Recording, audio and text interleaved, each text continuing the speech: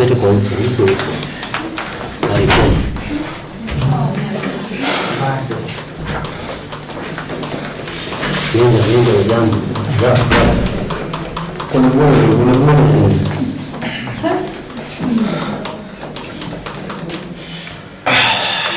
That is one of the most disturbing videos that I've seen this morning of alleged protesters or suspects who were arrested during the demonstrations, whom some have been reported to have had fainted during live court proceeding sessions.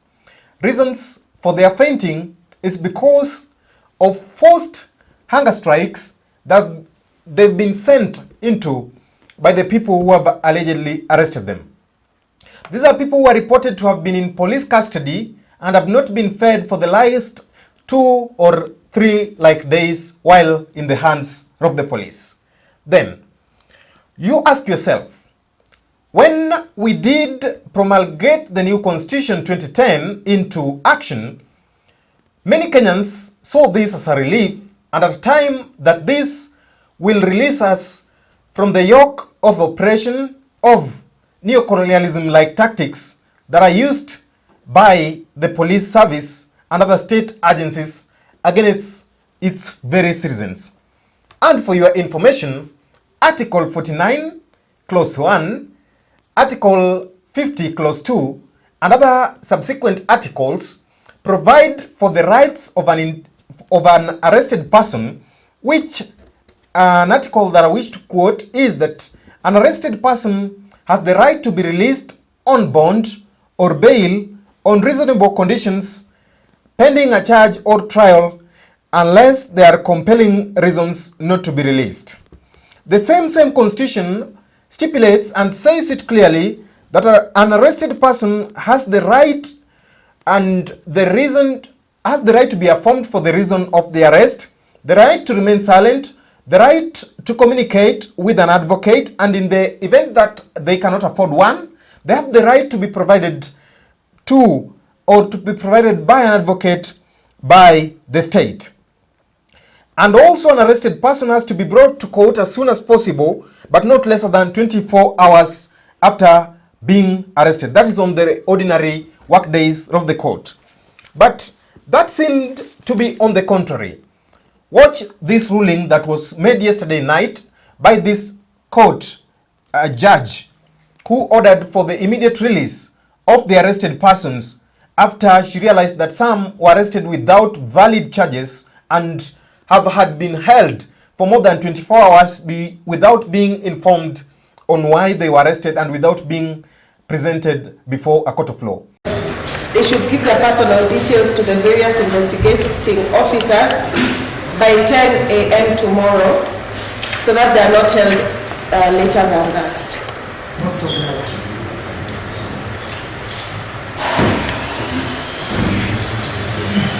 Information.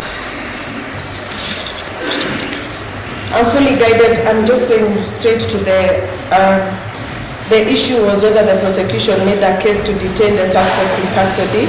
I'm fully guided by the Constitution of Kenya on the provisions and fundamental rights and liberties. I'm also guided by the case of Michael Rotich, as I read earlier. Justice Luka Kimaru stated in this particular case that the police should only arrest a person when they have prima facie evidence that an offense has been disclosed, which can result in such a person being charged or likely offense being prosecuted in court. The police should do this because it's the only reason the Constitution says so. Paragraph 6 of the affidavit shows that the IO is on a fishing expedition. He stated that he needed to hold the respondents so that he could request for CCTV footage from Maguna's supermarket to identify the suspects Maguna's supermarket to identify if the suspects had taken part in the crime. There is no reason to hold the respondents any further. The IO can commence his investigations and arrest the people in the CCTV footage without having the respondents being held. I hereby order their immediate release, and this file is closed.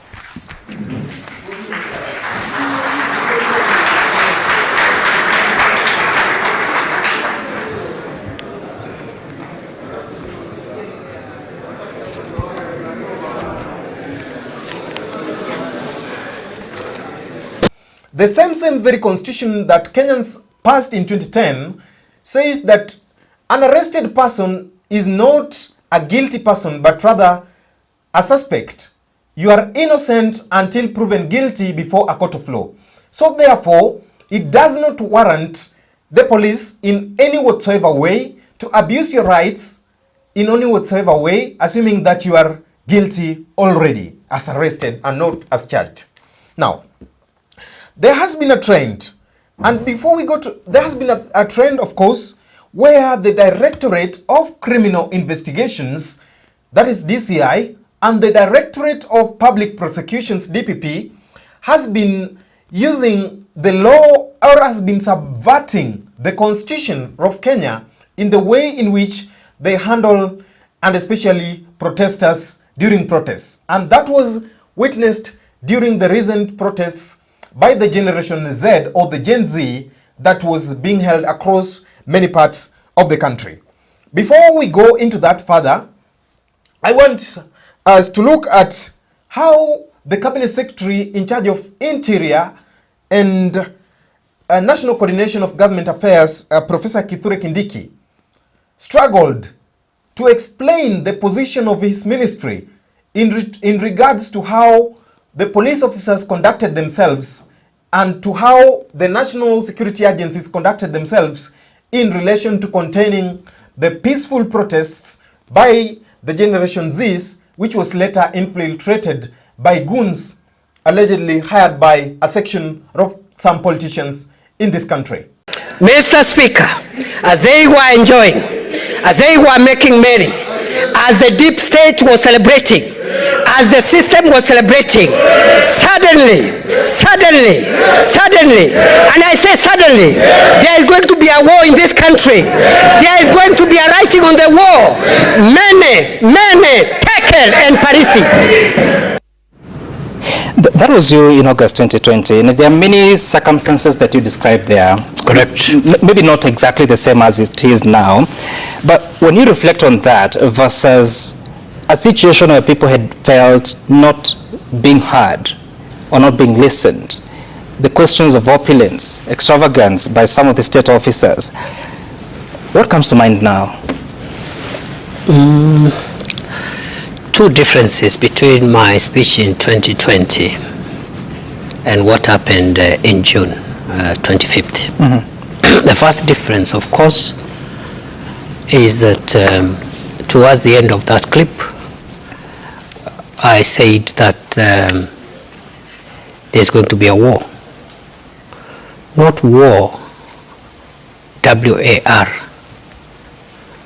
War, W-A-R-R. Because I was talking about the writing on the wall. That's the first difference. Mm-hmm. But two, Nebuchadnezzar was king of Babylon. Babylon did not have a constitution. Those are the two differences. Their loved ones. And Waziri, I want us to revisit our conversation because the cabinet dispatch says the members commended security officers, pointing out that they, on the whole, acted professionally in very difficult circumstances. The cabinet also noted that security agencies did a good job of protecting the country from anarchists. When you listen to those families there speaking, and the stories that have been told about the circumstances in which they died, including Rex Masai, these are people that on their way home, some of them had been on the streets peacefully demonstrating. How did they become anarchists? I'm sure that dispatch is not discussing the people whose families are talking there. Mm-hmm. That dispatch is saying, which I would like to reiterate, one, that we had serious security breach in the last 2 weeks when peaceful demonstrations were hijacked by criminal gangs, very dangerous criminal gangs, mm-hmm. who did what they did.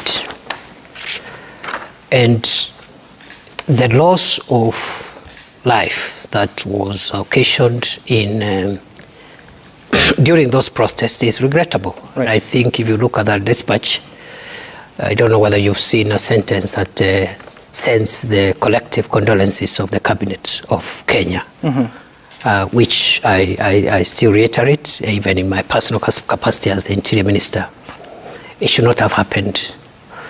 And the death of a single Kenyan is painful enough. It's a big loss to the country. But at the same time, this country has a constitution and is governed by the rule of law. The people who invaded Parliament, for example, and attempted to raise it down. No, we'll get to the question of Parliament. Just a minute. You asked me about anarchists. And sorry, I told you I'm asking specifically about the people that we'll get to the question of Parliament, but allow me. Anarchists are the people who try to overthrow the constitution and try to overturn constitutional order by doing what they did. The anarchists is not Rex people died who on a Thursday, way before the breach of Parliament on 25th. Yes, I've said if any death occurred outside the law, there will be accountability. It's as simple as that. And you said that... but on the overall, our officers did their best in the circumstances. Some of them got hurt. I've already told you 43 of them. And we really commend them, those officers who did what they did within the law. Right. But if there were any excesses, the mechanisms of accountability are there. And I'm struggling with something. I'm trying to search the dispatch or the communication that came from the cabinet meeting. I cannot see the condolences, but maybe it happened. If it happened, what was the tone? The tone is what you see from me here. That is the tone. Which is because I would... regret. One would imagine... regret? Yeah. One would imagine that if that is the position of the cabinet, as you communicate about the anarchists, you'd also communicate about the condolences, some empathy on the families that lost their loved ones. I don't know which version you're using, because I think the spokesman of the State House did issue a media a brief ahead of that dispatch.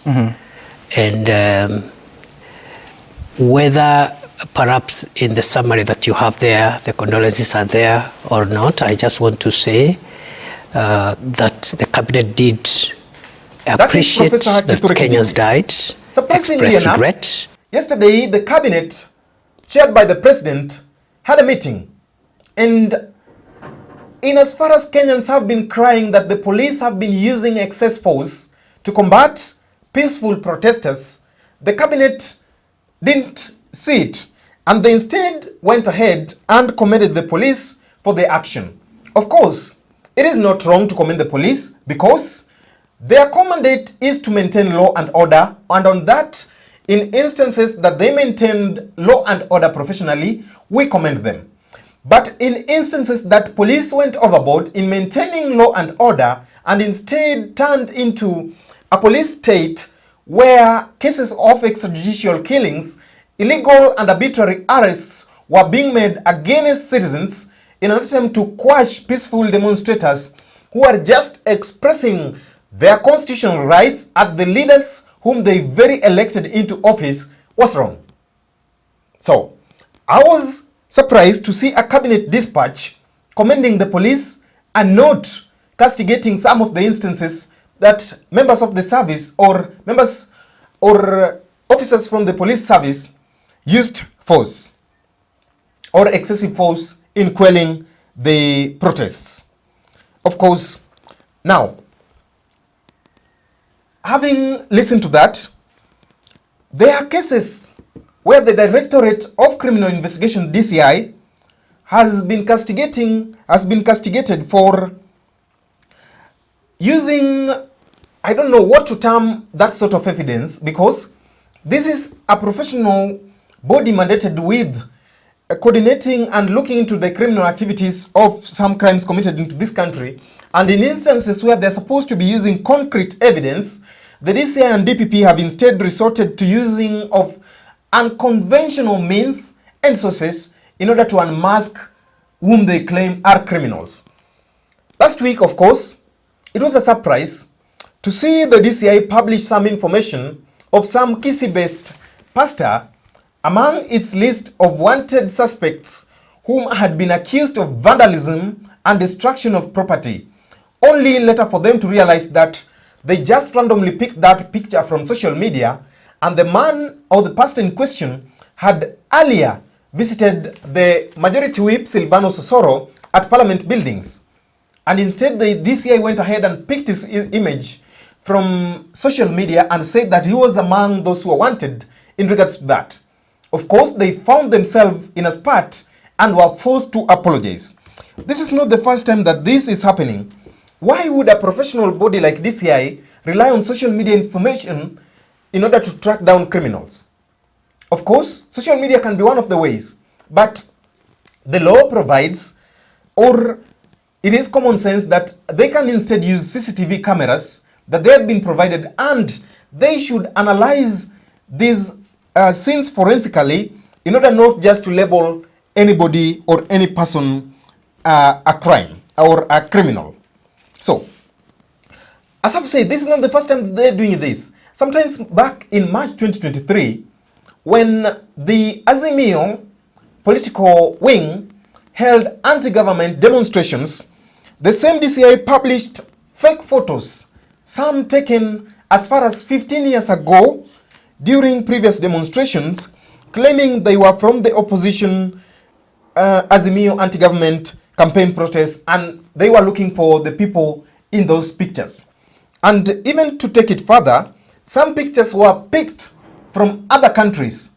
That is according to investigations that were done by various media houses and parallel investigative bodies, other countries, and they manipulated these pictures and then claimed that these were vandalisms that were being undertaken by the demonstrators or the protesters.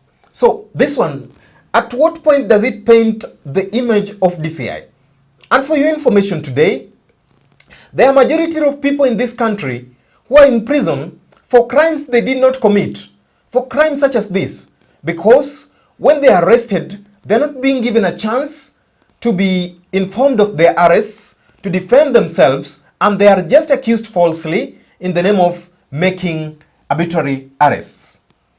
It is the same security agencies in this country that had been reported that they were picking people just randomly. In the middle of the night, they come, knock at your door, they kick your gate, get in, pick you, and hold you incommunicado without informing you for the reasons of your arrest, or you are later dumped only to be picked kilometers away from your home.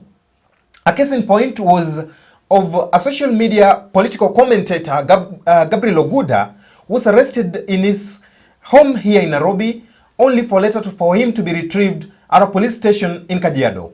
You ask yourself, are there not enough police stations in Nairobi to handle such cases?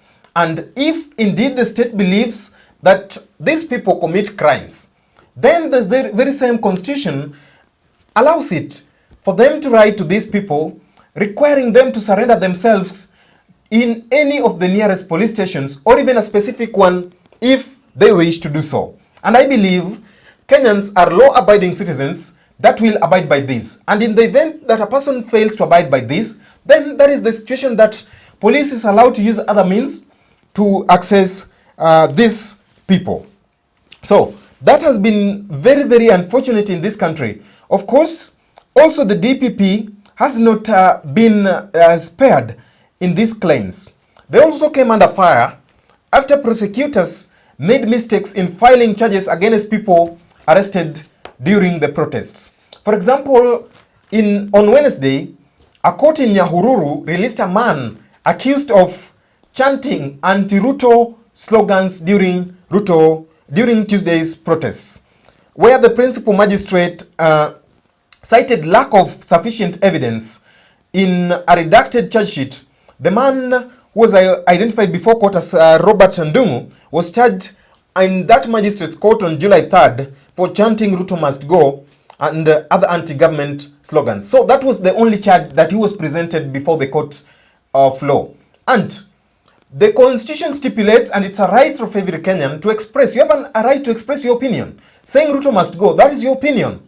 So, according to the DPP, the Directorate of Public Prosecutions, that man made something that was illegal. And therefore, was presented before a court. Of course, Kenyan and legal experts have also come out and expressed concern over such charges, saying that just saying that Ruto must go is not an offense. And that was a clear case of abuse of prosecutorial powers by state prosecutors.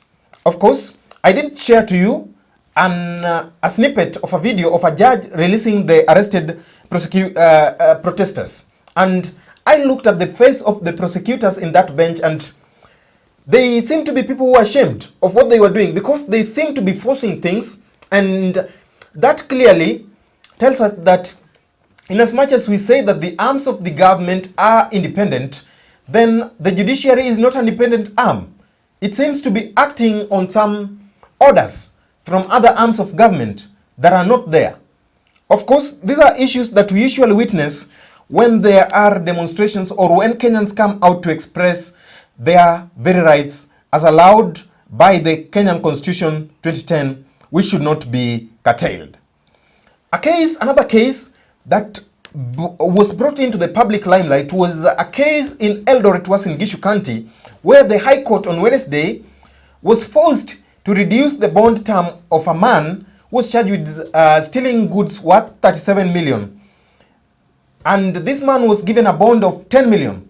And it was up to until when Embakasi Member of Parliament Babu Wino, through his lawyer, Otienda Molo and other advocates, stormed into this, and they negotiated better terms for this man, and he was later released on a bond term of 150,000. So you can imagine a poor man being told that you have to raise a bond of 10 million in order to be released, and then when you go and petition the same very court, the court reduces to 150,000. What forms that decision?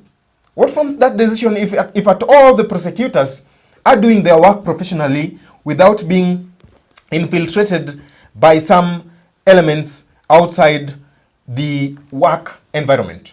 So it is a time that as a country, our investigative agencies, our members of our police officers, somebody told me that they are not members because they've not subscribed to that police service.